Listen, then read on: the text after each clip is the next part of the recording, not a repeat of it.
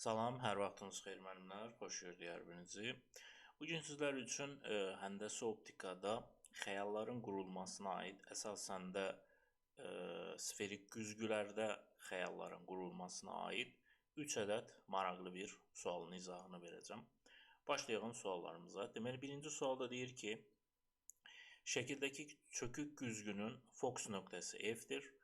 İşıq şüası müstəvi güzgüdən əks olunduqdan sonra aşağıda göstərilən yollardan hansı şəkildə hərəkət edəcək? Deməli, baxın, burada çökük güzgümüz var. Birinci güzgü, baxın, bu çökük sferik güzgüdür. İkinci isə bildiyimiz müstəvi güzgüdür. Müstəvi güzgülərdə işıq şüaları hansı bucaq altında güzgü üzərinə düşürsə, həmin bucaq altında da əks olunacaq. Baxın, bu müstəvi güzgünün üzərinə gələn bu işıq şüasının uzantısı güzgüdən F qədər uzaqlığa gedib. Demək ki, bu əks olunduqdan sonra da güzgüdən F qədər uzağa gəlməli. Baxın, bura F, bura mərkəz, yəni bu çökük güzgünün 2 qat fokusudur. Bu nöqtələr arası məsafələr eynidir. O zaman bu işıq şüası güzgüdə F qədər uzaqlığa gedibsə, əks olunduqdan sonra da F qədər uzaqlığa gələr. Bax, bu güzgüdən F qədər uzaqlığa. Nəticədə baxın, bu güzgüdən F qədər uzaqlıqdan keçib müstəvi güzgü, daha doğrusu çökük güzgü üzərinə düşən şüa çökük güzgünün mərkəzindən gələn şüadır. Yəni 2 qat fokus nöqtəsindən gələn şüadır. 2 qat fokus nöqtəsindən güzgü üzərinə düşən şüa, yəni mərkəzdən düşən şüa güzgü üzərinə perpendikulyar istiqamətdə düşür. Perpendikulyar düşən öz yolundan da elə geri qayıtmalıdır. Yəni bu işıq şüası, bax bu çəkdiyim kimi gəldisə, elə öz yolundan da geri qayıdar. Yəni A variantı burada doğru cavab olar. Keçək növbəti sualımız. Növbəti sual da maraqlı bir sualdır. Şəkildəki çökük güzgünün üzərindəki KL cisminin xəyalı aşağıdakılardan hansı kimi alınar deyir. Deməli, çökük güzgünün qarşısında burada bir cisim var. Bu cismin xəyalını qurmalıyıq. Baxın, bunu bu şəkildə bir cismə çevirək. Yəni, burada bir şüa kimi göstərilib. Bu şüanın başlanğıc nöqtəsi bura, bitiş nöqtəsi buradır. Yəni, bunu bu şəkildə bir cisim kimi burada düşünün. İndi biz bu cismin xəyalını qurmalıyıq. Təbii, baxın, bu gələn şüa nə edir? Bu gələn şüa fokusdan keçib gəlir. Fokusdan gələn şüalar, çökük güzgüyə də toplayıcı linza kimi baxırıq elə. Fokusdan keçib gələn şüalar, məsələn, toplayıcıda nə idi? Fokusdan gələn şüalar baş optik oxa paralel gedirdi. Bu çökükün üzərinə də fokusdan gələn şüalar baş optik oxa paralel istiqamətdə yayılacaq. Və şimdi bu cismin xəyalı nə olar? Baxın, bura mərkəz, yəni fokusun 2 misli, bura 2 qat fokusdur. Baxın, bu nöqtə fokusla mərkəz arası, yəni F ilə 2F arası, buna da 1.5 F deyək.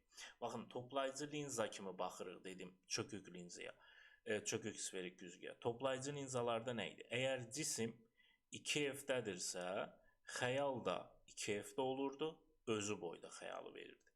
Əgər cisim 1.5 F-dədirsə, xəyal o zaman 3 F-də alınırdı və 2 dəfə böyüdülmüş xəyalı verirdi. İndi baxın, əvvəlcə bu 2 F-də olan, 2 F-də olanın xəyalı elə 2 F-də alınacaq və özü boyda. 2 F-də olanın xəyalı 2 F-də alınacaq və özü boyda. 1.5 F-də olanın xəyalı isə 3 F-də alınacaq və böyüdülmüş. İndi bax, bu kiçikdir. Bu 3 F, 3 F nə deməkdir? Yəni 2 F-dən kənarda alınacaq. Məsələn, 3 F buralarda bir nöqtədədir. Burada alınacaq və cismin özündən daha böyük olmalıdır. Cismin, yəni bax, bu xəttdən daha böyük bir xətt alındı burada. Nəticədə bax, bu iki şüanı birləşdirdiyimiz zaman bizə alınan xəyalı vermiş olur. O da necə oldu? Baxın, bu şəkildə sağa doğru yönəlmiş bir xətti, yəni düz xətti bizə vermiş olur.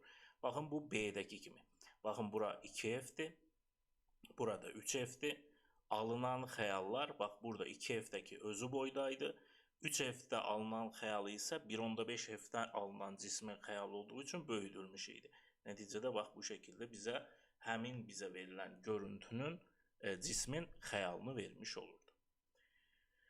Növbəti sualda deyir ki, fokus nöqtəsi F olan çökük güzgünün qarşısındakı KLM cisimləri şəkildəki kimi yerləşdirilmişdir. Buna əsasən KLM cisimlərinin xəyalları hansı nöqtədə alınır? Tekrar deyək, baxın çökük güzgüdür. Çökük güzgüyə toplayıcı linza kimi baxırıq. İndi baxın burada elə bilin toplayıcı linzadır. Cisimlər F ilə mərkəz, optik mərkəz arasındadır. Baxın bunu biz toplayıcı linza kimi düşünsək. Burada bir toplayıcı linzanızın olduğunu düşünün. Bura fokus nöqtəsidir. Burada məsələn K cismi var. Burada L cismi var. Burada da M cismi var. Biz bu cisimlərin xəyalını qurmaq istəyirik. Təbii, toplayıcı linzada F ilə təpə nöqtəsi arasında, optik mərkəz arasında qalan cisimlərin xəyalları mövhumi xəyal olurdu və böyüdülmüş olurdu. Necə alınırdı o xəyallar? Deməli, bir şüa baş optik oxa paralel getməli. Bax, hər üçündən də baş optik oxa paralel gedən şüa eyni olur. Deyək ki, bura fokus nöqtəsidir.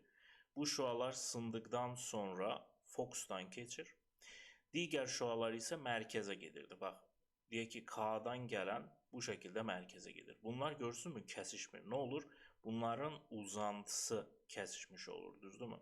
Bunları uzatsaq, bunların uzantısı bir nöqtədə kəsişmiş olacaq. Bax, məsələn, burada kəsişdi. Burada alınan K-nın xəyalıdır. İndi eynisini L üçün etsək, L-dən gələn şüalar bax bu şəkildə keçəcək. O zaman L-i uzatdığımız zaman fokusdan gələn uzantısı ilə L burada kəsişmiş olur. Nəticədə L-in xəyalı baxın burada alınır. Eynisini bir də M üçün etsək, bax M-dən də optik mərkəzə gedən şüa bu şəkildə gedir. Bunun uzantısı fokusdan gələn şüa ilə əslində burada deyil də, biraz daha bu tərəflərdə bir nöqtədə kəsişəcək. İndi mən tam burada simmetrik çəkə bilmirəm. M-in xəyalı isə burada alınmış olur. Nəticədə nə görürük? Güzgüdən uzaqda olan cismin xəyalı da uzaqda və daha böyüdülmüş alınır. Güzgüyə yaxın olan cismin xəyalı, yəni toplayıcı linzaya daha doğrusu, toplayıcı linzaya yaxın olan cismin xəyalı linzaya daha yaxın alınır və biraz daha K-dan kiçik bir xəyal alınır. Burada da eyni ilə bu şəkildə olacaq. Yəni K-da olan güzgüdən daha uzaqdadır. M güzgüyə daha yaxındır. Bunların indi xəyalını qursaq çökük güzgü üçün yenə bir şüa baş optik oxa paralel gələcək. Bu şüa elə bir formada sınır ki, bax, sınıb fokusdan keçməlidir. Təbii bunun indi uzantısı digər tərəfə keçmiş olur. Çünki burada alınan xəyal mövhumi xəyaldır. Mövhumi xəyal şüanın özü yox, uzantısı vasitəsilə alınır. İndi bax, başlayaq K-dan. Bax, K-dan gələn şüa düşür optik mərkəzə, düzdürmü? Bax, gəldi, düşdü bu şəkildə. Hansı bucaq altına düşürsə, həmin bucaq altına da əks olunmalıdır. Nəticədə bax, bu şüa gəlir, fokusdan gələn şüa ilə bu nöqtədə kəsişdi.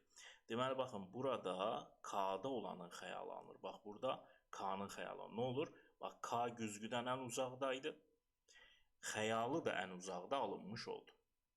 Daha sonra ikinci L üçün baxsaq, bax, L-dən gələn şüa biraz daha böyük bucaq altında gəldi. O zaman biraz daha böyük bucaq altında sınar. Nəticədə bax, M-dən gələn gəlib bax, burada, daha doğrusu L-dən gələn. Burada kəsişir. Yəni, L-də olan cismin xəyalı burada alınmış olur. M üçün də çəksək, M-in xəyalı da bu nöqtədə alınmış olacaq. Nəticədə K-nın xəyalı Z-də alınır. L-in xəyalı Y-də alınır, M-in xəyalı isə X-də alınmış olur. Z, Y, X, yəni E variantı doğru cavab olur.